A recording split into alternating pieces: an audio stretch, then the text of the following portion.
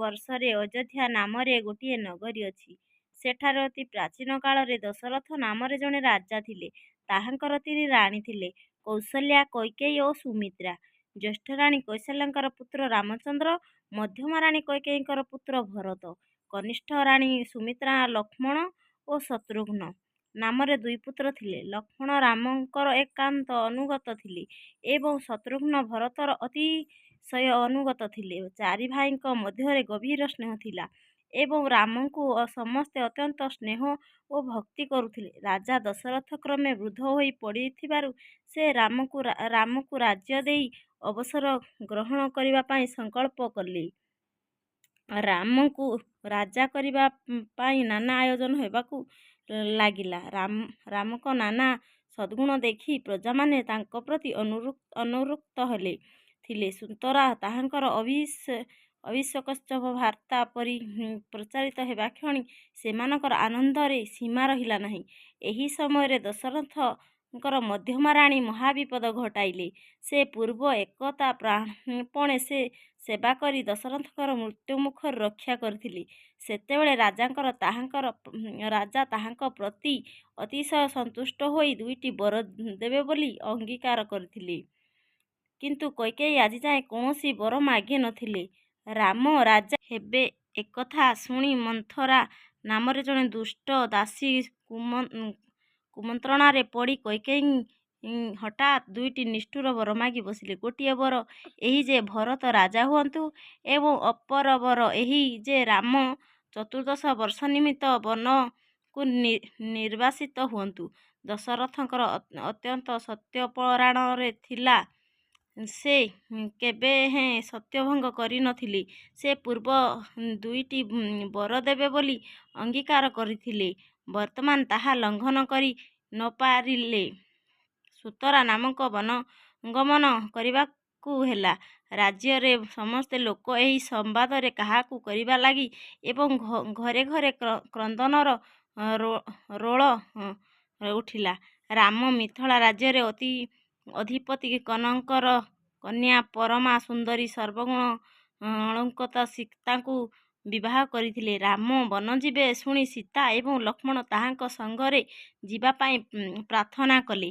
ସେ ବାରମ୍ବାର କାରଣ କଲେ ହେଁ ସେମାନେ ତାଙ୍କ ସଙ୍ଗରେ ବନକୁ ପ୍ରସ୍ଥାନ କଲେ। ପୁତ୍ର ରାମଙ୍କର ବନବାସ କଷ୍ଟ କଥା ଭାଳି ଭାଳି ଦଶରଥ ପ୍ରାଣତ୍ୟାଗ କଲେ। ଭରତ ଏ ସମୟରେ ମାତୃଳାଳୟରେ ଥିଲେ। ରାମଙ୍କର ବନବାସ ସମ୍ବାଦ ପାଇ ସେ ଅଯୋଧ୍ୟାକୁ ଆସି ଦେଖିଲେ ଯେ ଗଭୀର ଶୋକର ଛାୟା ଅଯୋଧ୍ୟା ଅନ୍ଧକାରମୟ କରି ରଖିଛନ୍ତି। ବ୍ୟଥିତ ଚିତ୍ତରେ ଭରତ ରାମଙ୍କୁ ଗୃହକୁ ଲେଉଟାଇ ଆଣିବା ନିମନ୍ତେ ବନକୁ ଗମନ କଲେ। ଚିତ୍ରକୂଟ ପର୍ବତରେ ଉପସ୍ଥିତ ହୋଇ ଭରତ ଦେଖିଲେ ଯେ ରାମ ସେଠାରେ ରାଜବେଶ ତ୍ୟାଗ କରି ଋଷିକୁମାରମାନଙ୍କ ପରି ଦୀନ ଭାବେ ଜୀବନଯାପନ କରୁଅଛନ୍ତି। ଭରତ ରାମଙ୍କର ଚରଣ ଧରି ଗୃହକୁ ଲେଉଟିବା ନିମନ୍ତେ ବ୍ୟାକୁଳ ଭାବରେ ବାରମ୍ବାର ପ୍ରାର୍ଥନା କଲେ। କିନ୍ତୁ ରାମ କୌଣସି ପ୍ରକାର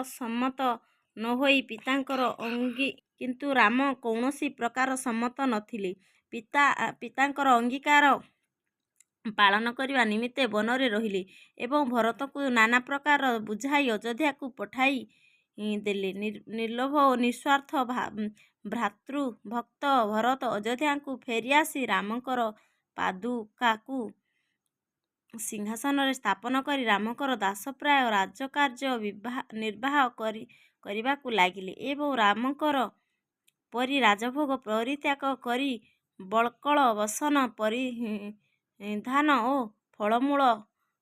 ଫଳମୂଳାହାର କରି ଜୀବନଯାପନ କଲେ। ତାହାଙ୍କର ଏହି ପ୍ରକାର ସ୍ୱାର୍ଥତ୍ୟାଗ ଓ ବୈରାଗ୍ୟ ଦେଖି ସମସ୍ତେ ବିସ୍ମୟାନ୍ୱିତ ହୋଇ ଧନ୍ୟ ଧନ୍ୟ କହିବାକୁ ଲାଗିଲେ। ତଦନ୍ତରେ ରାମଚନ୍ଦ୍ର ପଞ୍ଚବଟୀ ବନ ଗମନ କରି ସେଠାରେ ବାସ କଲେ। ରାମ ଓ ସୀତା ରାଜପୁତ୍ର ଓ ରାଜକନ୍ୟା ହେଲେ ହେଁ ସେମାନେ ପରସ୍ପର ମଧ୍ୟରେ ଏପରି ସ୍ନେହ ଥିଲା ଯେ ସେମାନେ ବନବାସ କଷ୍ଟକୁ କଷ୍ଟ ବୋଲି ମଣି ନଥିଲେ।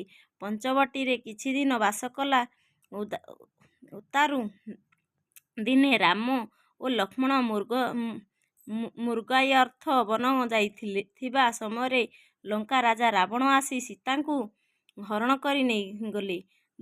ଦୁର୍ମତି ରାବଣ ସୀତାଙ୍କୁ ତାହାର ରାଣୀ କରିବା ନିମନ୍ତେ ପ୍ରଲୋଭନ ଦେଖାଇ ନାନା ପ୍ରକାର ଚେଷ୍ଟା କରିଥିଲେ, କିନ୍ତୁ ମହାସତୀ ସୀତା ତାର ପ୍ରଲୋଭନରେ ଭୁଲି ନଥିଲେ।